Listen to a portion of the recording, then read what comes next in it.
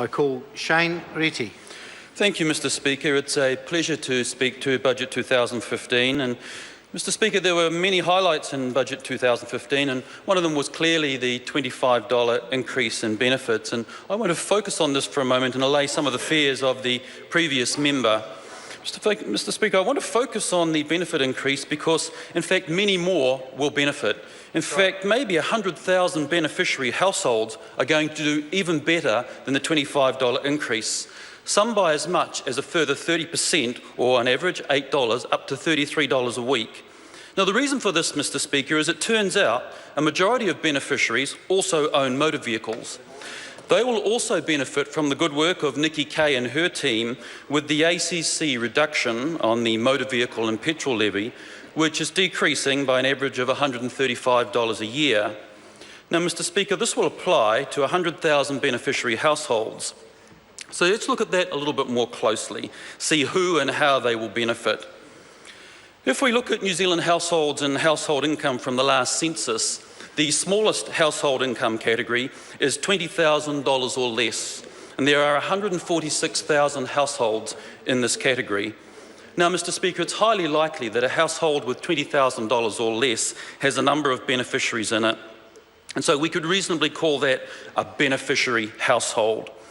Mr Speaker, when you analyse the data for beneficiary households, it turns out that 70% of those households across New Zealand also own motor vehicles. 54% own one motor vehicle, 12% own two motor vehicles, and 3% own three motor vehicles.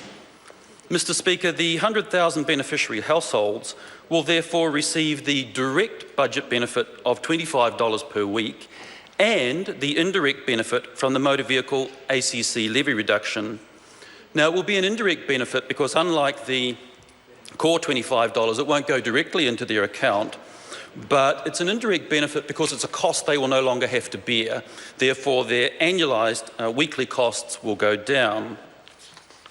Mr Speaker, if we put some numbers around this and add the direct $25 benefit increase and the indirect ACC levy benefit, what we actually see is this: 78,954 beneficiary households with one vehicle will increase by $3 a week to $28 a week. 17,545 beneficiary households with two vehicles will benefit by $5 a week to $30 a week. And 4,386 beneficiary households with three motor vehicles will benefit by $8 a week, increasing to $33. And for this group, Mr Speaker, that's a 30% increase over the core budget announcement of $25. Now, if we look at that last group, the group with three motor vehicles, a little bit harder, and extend that thinking, it gets even more interesting. A beneficiary household with three vehicles, and again, there's 4,386 of them, their household income is less than $20,000. Well, it's probably unlikely that one person is driving all of those three vehicles. You could reasonably say that there's one person per vehicle, therefore three beneficiaries in that household. A few assumptions there. But if we work through those assumptions, what it means for those 5,000 households is this: three benefit increases, that's 3 times 25, that's $75. Three ACC levy improvements, that's 3/8, that's $24. Put those two together and that's $99 per week increase for 4,386 beneficiary households. That's a number, Mr Speaker. This budget is good for beneficiary households and the data holds true. Mr Speaker, in fact, Whangarei and Northland will do even better because Whangarei and Northland have a higher vehicle ownership ratio than the average across New Zealand, so they're going to do better. In fact, the New Zealand average for one vehicle, just to focus on that, is 54%, Whangarei 58%, and Northland 59%. So the indirect benefit from the ACC levy decrease is going to disproportionately advantage Whangarei and Northland. That's a good thing for them. Mr Speaker, the motor vehicle levy decrease will continue to contribute in outgoing years because it's projected there's going to be a further drop to 120, down from 195 to 120 in the outgoing years. Mr Speaker, the data speaks, people speak, and they're saying this is a good budget.